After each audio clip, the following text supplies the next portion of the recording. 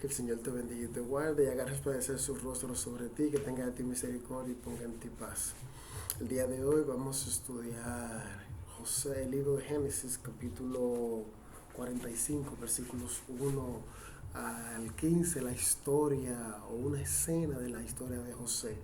Voy a leer para ustedes, dice: no podía ya José contenerse delante de todos los que estaban al lado suyo y clamó: haced salir de mi presencia a todos. Y no quedó nadie con él al darse a conocer a sus hermanos. Entonces se dio a llorar a gritos, y lo oyeron los egipcios, oyó también la casa de Faraón.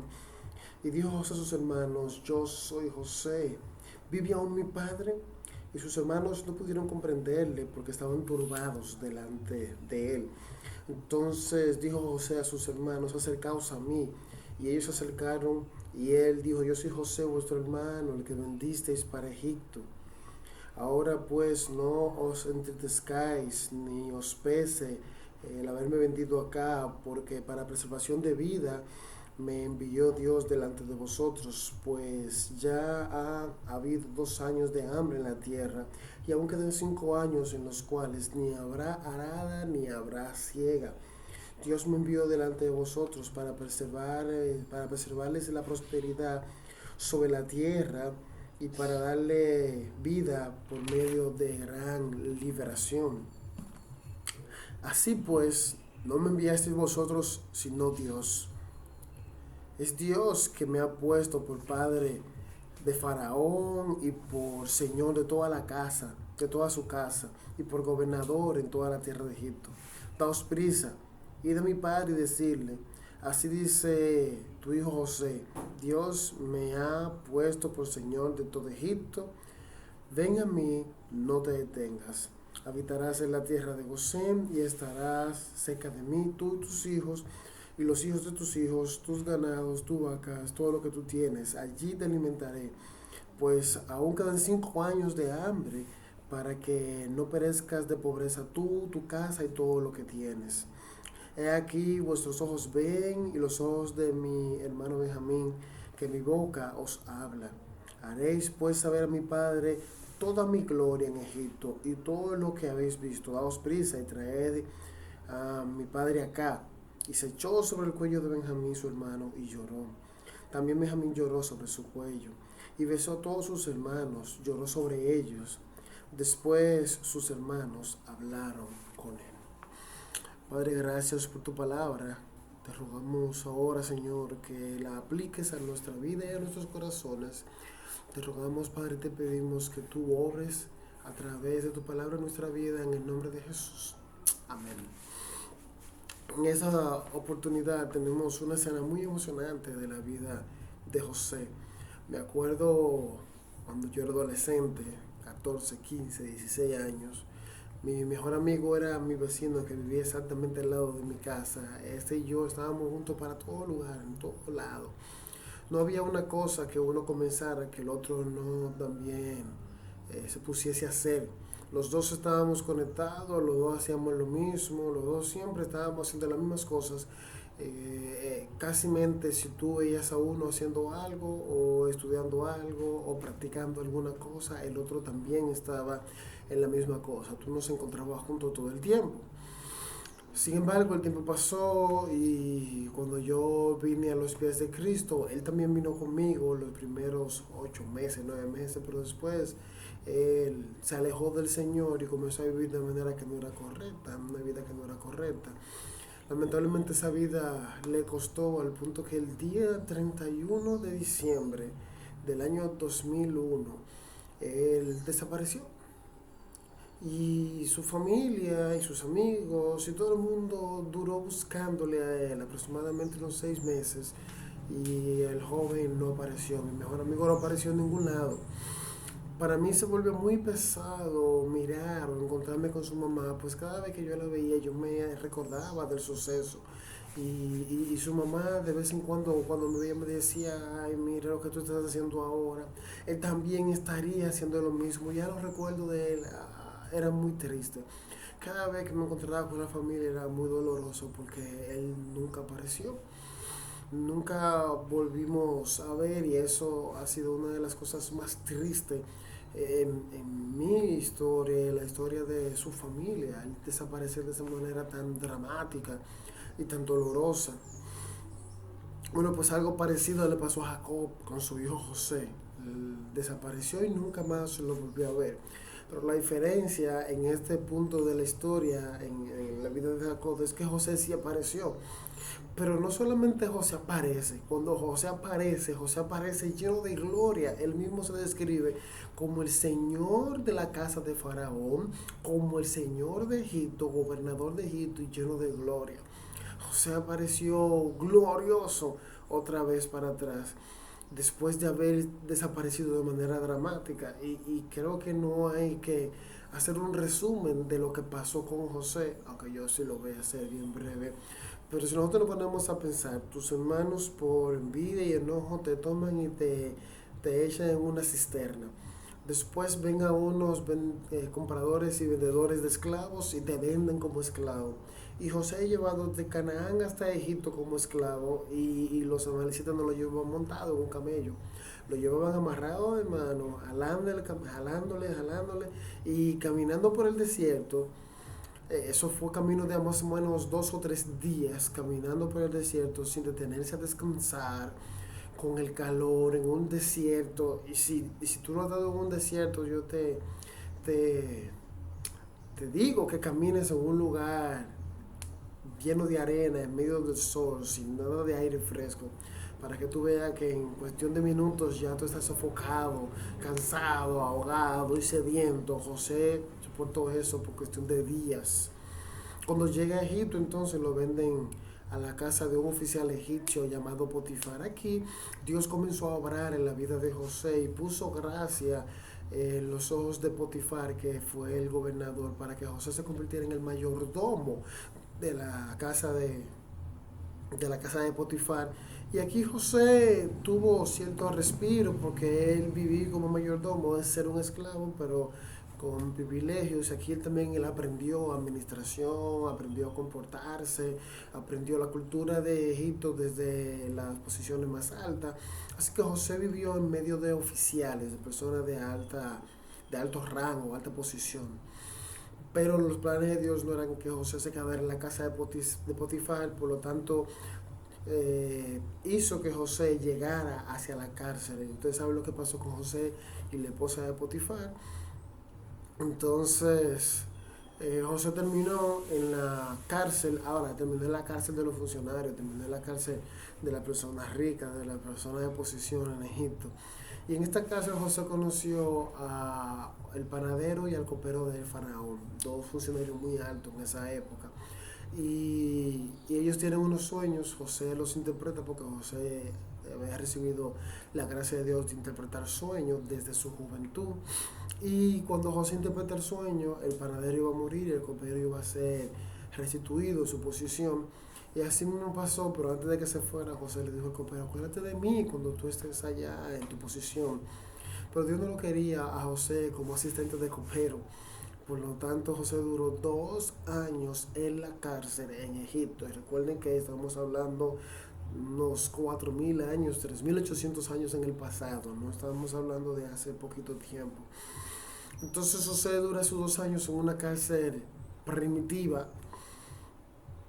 y Dios no se había olvidado de él. En esta cárcel él también aprendió algo de administración y trato. Cuando Dios dispuso, Faraón soñó unos sueños que tenían que ser interpretados, nadie podía, y el copero se acordó entonces de José, y ahí lo buscaron, y ahí José entonces se convierte en el gobernador de Egipto, en el segundo al mando, en el primer ministro de toda la nación, y se llena de gloria. ¿Cuál era la situación que estaba ocurriendo? Dios iba a mandar 7 años de grande hambre en la tierra después de 7 años de abundancia. Y José fue el que pudo decirle a Faraón lo que iba a pasar, porque Dios se lo reveló. Además, José había aprendido administración, José había aprendido todo lo necesario para administrar el grano a la gente, la nación, durante los 7 años de abundancia y también los 7 años de escasez. De hecho, la Biblia declara en unos textos más adelante del que leímos, de que José hizo en este periodo que Faraón se convirtiera en uno de los hombres más ricos de la tierra, el dueño de toda la tierra de Egipto, porque la gente terminó vendiéndole la tierra, dándole su dinero y vendiéndose ellos mismos para ellos ser siervos del rey. En otras palabras, Faraón se convirtió en los dueños de la vida de la gente, el dueño de todo. José fue el responsable de que eso pasara, así que Egipto pasó a ser la nación más poderosa de la tierra conocida en esa época. Es decir, todos los pueblos de alrededor de Egipto, ellos sabían y conocían que Egipto era la nación más poderosa, temblaban al nombre de Egipto. José era el gobernador de esa nación. Y entonces en este momento la familia de José tiene que ir a Egipto a buscar el grano para poder vivir, porque si no iban a morir de hambre, pues no había siembra ni siega en la tierra, iba a ser así por 7 años. Y para que ellos no murieran tenían que ir a la nación donde estaba todo el grano. Y así los hermanos de José se encuentran con José otra vez. Y después de un proceso de prueba, José entonces en este momento se le declara y le dice, miren, yo soy José, busquen a mi papá. ¿Por qué Dios permitió que José pasara por todo ese proceso difícil? Dios estaba preparando a José.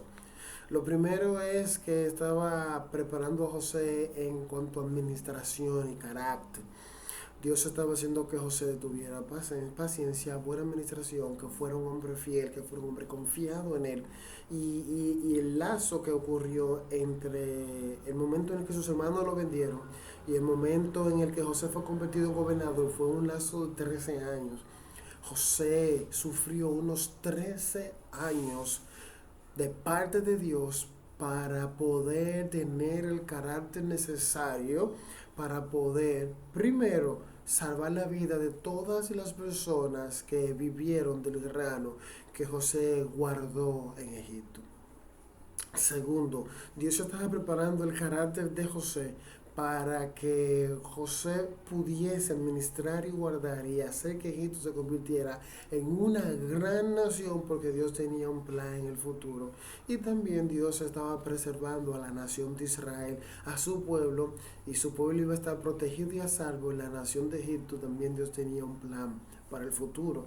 José fue un instrumento en la mano del Señor para Dios cumplir todo su plan, un plan de siglos, salvando la vida de José y haciéndole pasar por esos momentos de dificultad para fortalecer su carácter, para entonces Dios hacer su obra por medio de las obras que José iba a hacer. José mismo fue quien dijo eso, o quien comenzó a ver un poco de eso. Siendo José un ser humano, José no pudo ver todo el plan de Dios, pero él sí se dio cuenta que todo lo que estaba pasando venía de parte de Dios. José le dice a sus hermanos en el versículo 5, ustedes me entregaron, ustedes me vendieron y yo vine acá. Él dijo, y fue Dios quien hizo eso para enviarme delante de ustedes para preservar la vida de muchos pueblos. José dijo, Dios tenía un plan y el plan de Dios se cumplió y ustedes me vendieron como esclavo.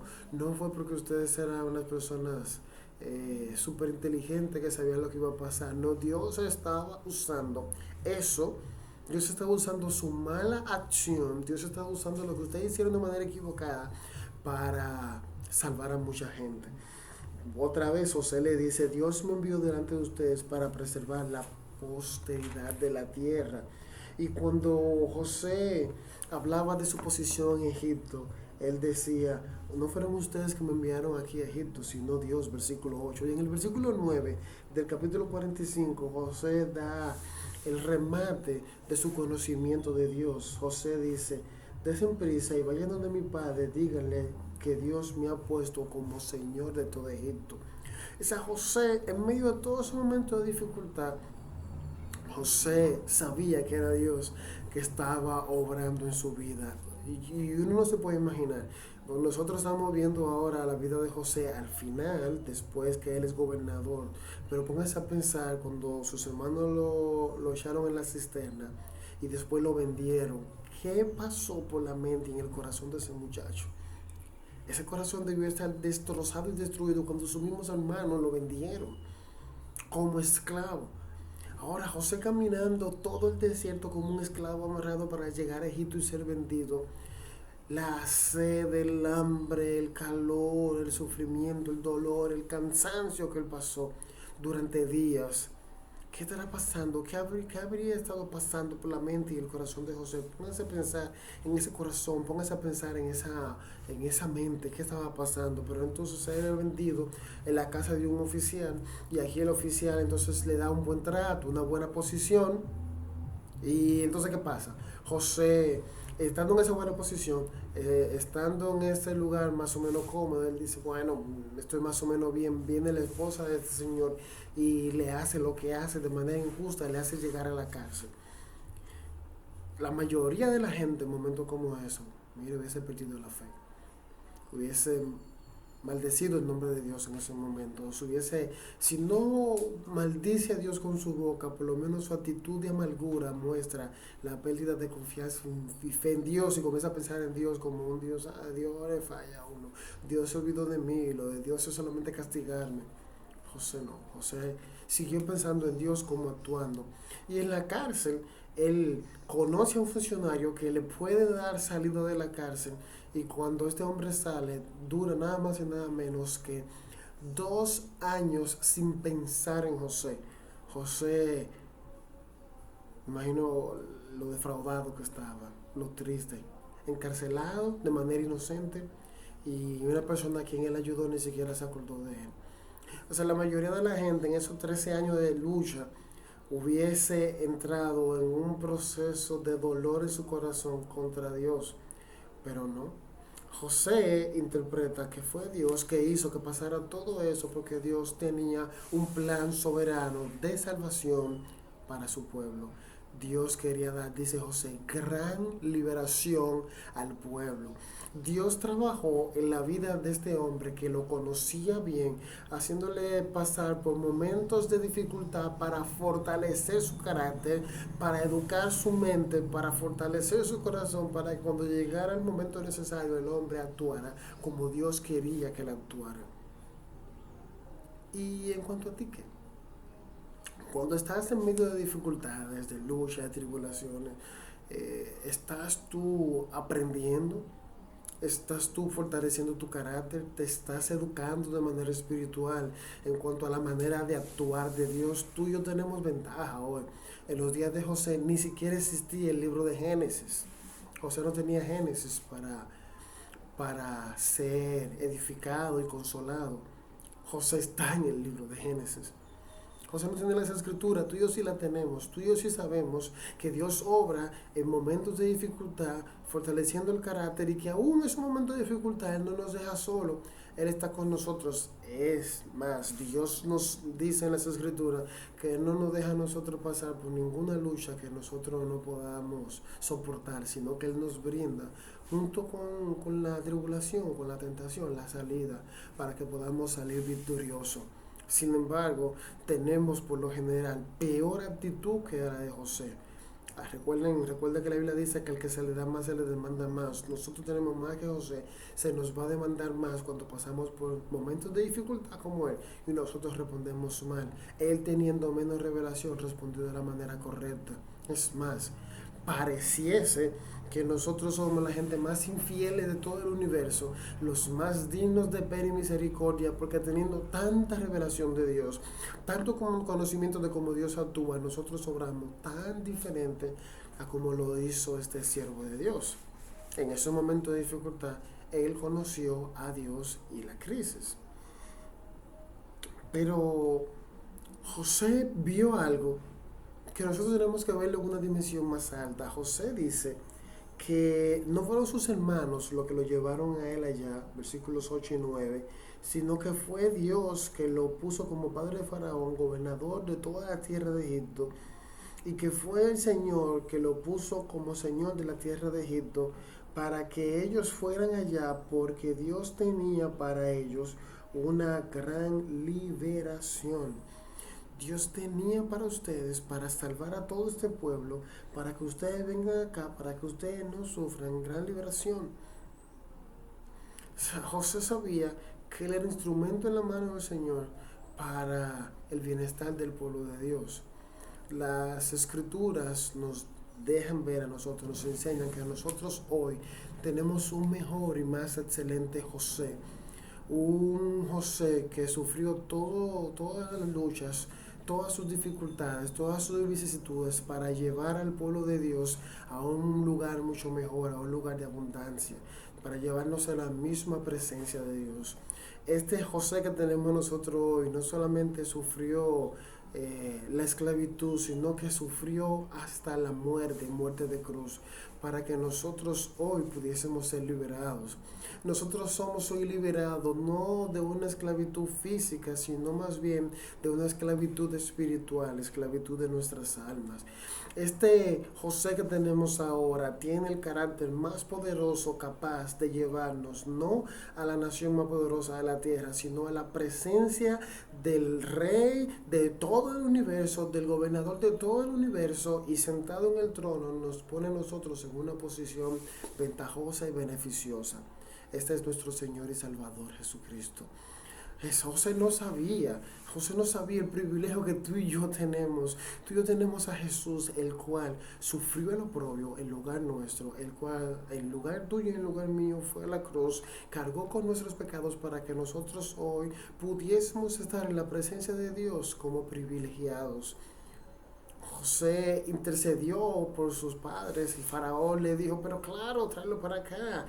El gozo de Faraón sobre José se transmitió, se pasó al pueblo de Israel. Lo mismo hace Jesús con nosotros. El gozo que el Señor siente por Cristo Jesús es también ese gozo que siente por nosotros, porque Dios nos ve a nosotros en Cristo Jesús. Nosotros estamos en Cristo Jesús ante Dios, y Dios nos ve a nosotros como su pueblo por la muerte de Cristo en la cruz del Calvario, en lugar nuestro, de manera que nosotros ya no tenemos problema con el pecado. Ya el pecado no es un problema para nosotros. Ya las luchas y tribulaciones aquí en la tierra la podemos soportar, la podemos vencer, porque sabemos que tenemos la victoria asegurada, porque tenemos al mismo Dios de nuestro lado, luchando con nosotros, intercediendo por nosotros, representándonos a nosotros en el trono. Al final del libro de Génesis, en el capítulo 50, está una de las escenas más emocionantes del libro de Génesis, en el que los hermanos de José, después que muere el papá, se asustan y dicen, wow, nuestro hermano ahora sí nos va a hacer pagar por nuestro pecado. Pero José le dice, no, ustedes todavía no han entendido, y le hace entender la misma idea que está aquí en Génesis capítulo 50. Después del verso 16, él le dice, ustedes pensaron mal contra mí, pero Dios encaminó todo eso a bien. O sea, José estaba consciente y claro de que era la obra de Dios en la vida de todos ellos. Y saben que ellos le habían dicho, perdónanos. Y José le dijo, pero ya hace años que lo perdoné, porque yo entendí la obra de Dios. Y yo creo que tendremos nosotros que entender esas dos verdades sobre la base de la obra de Cristo en la cruz del Calvario en favor nuestro. Nosotros deberíamos entender cómo Dios está obrando en favor tuyo y en favor mío. ¿Qué Dios está haciendo? ¿Cómo Dios está obrando? ¿Cuál es la obra de Dios en tu favor?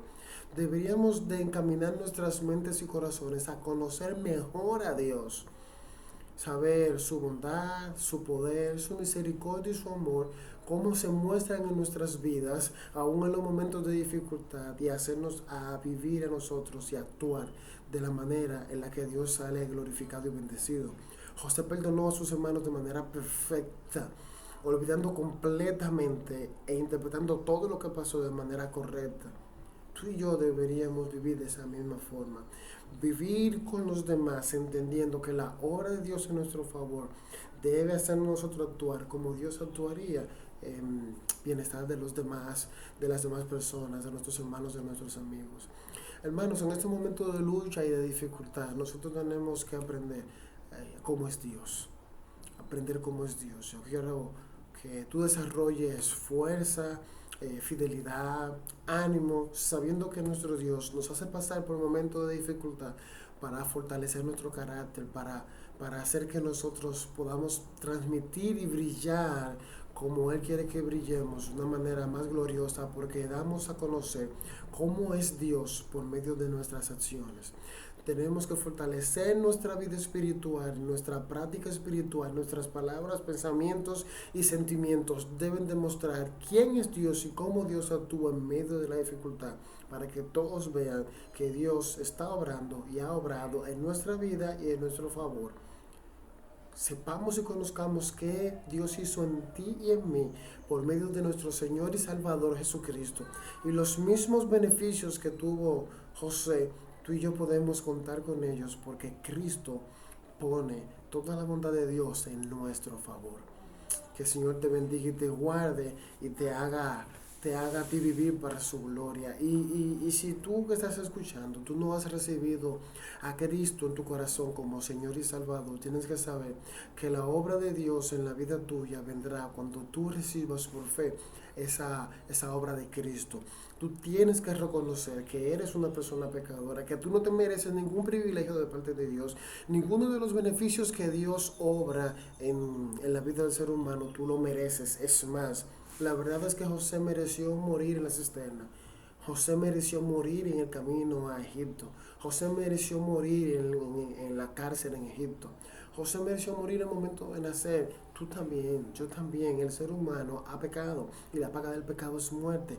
Y hemos pecado contra Dios. Hemos quebrantado su ley y hemos insultado su santidad y su justicia. Y Cristo agarró todo ese pecado tuyo y mío y lo colgó en la cruz del Calvario y lo mató, y entonces toda su justicia, toda la perfección de Dios lo pone en nuestra cuenta, pero nosotros tenemos que aceptar por fe ese sacrificio de Jesús. Tú tienes que arrepentirte de tu pecado y desarrollar fe, confianza, creer en Dios, decir: sí, Señor, yo sé que tú hiciste ese sacrificio en mi favor, yo sé que tú hiciste eso para mí. Si tú comienzas a creer, a confiar, a entender la obra de Cristo y a vivir por eso, Dios comenzará a obrar en tu vida y en tu mente, en tu corazón, y hacerte vivir de una manera grandiosa y gloriosa en momentos en los que los demás se derrumbarían. Todos los hombres y mujeres de Dios son los grandes vencedores, son los que soportan los momentos de crisis, los momentos de dificultad, y aguantan en medio de eso, del dolor y del sufrimiento, y después pueden ver la gloria que Dios trae a su vida, y siempre ven gran liberación. La gran liberación de Dios es conforme a su voluntad para todos aquellos que han aceptado y vivido por fe. Dile a Cristo que venga a tu vida y vive por fe para su gloria y para su honra. Que el Señor te bendiga y te guarde, que haga resplandecer su rostro sobre ti, que tenga de ti misericordia y ponga en tu vida paz.